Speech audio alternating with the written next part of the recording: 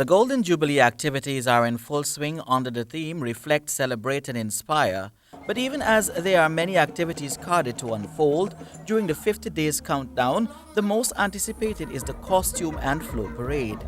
This activity is expected to attract at least 20,000 domestic and international spectators, as well as thousands of revelers, according to organizers from the Department of Culture. However, the change of route has not found favor with sections of society. It might be short, but guess what? That might be the most feasible when you take all the factors that you have to consider to determine a route. There are several things you have to consider. You have to consider the width of the carriageway. You have to consider the cables. You have to consider, for instance, if there's a prison setting in Georgetown, the distance to be maintained and all those things. So it's not just you go out there and you decide that, oh, we're moving here or we're moving there. And so you have to invite the line agencies, as in the case of the police and GPL and GT&T, you name it. And they have to come to the table and you have to give them an opportunity to weigh in. When we last had the float parade, we did not have Durban Park. Guess what? We have Durban Park now, and that will be where the end point. And so obviously, if you have a different endpoint, the route would have had to vary in some form or fashion. Dr. Nicolette Henry, Minister within the Education Ministry's Department of Culture.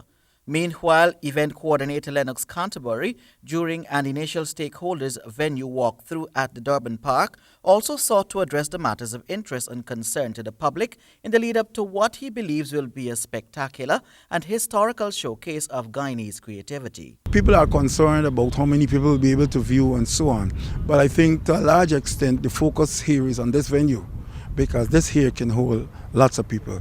In fact, as far as I know, they have here about like 30 different bleacher stands, and each is like about 600 plus people. So we're talking in excess of 20,000 people seated here who can view and be comfortable here. Now, what about the fact that you have people who are going out with their families to do their picnics and so on? The route has changed and the venue has changed. How are you folks preparing to deal with that part of it? Well, I would safely say, well, with the change, we obviously will not be able to accommodate people along like that, like what we do with Merrimon's Mall, work is going on here. But we never had a venue like this. We have a venue here that can hold 20,000 plus people. And this here, I'm saying, is a main focus. So I'm suggesting that people come out here, because here is where the float will end and here is where the main displays will be done for people. So you have at least a captive venue.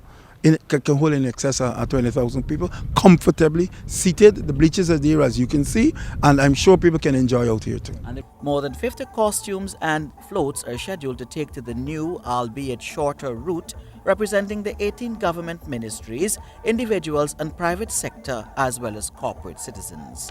Mondale Smith, HGP Nightly News.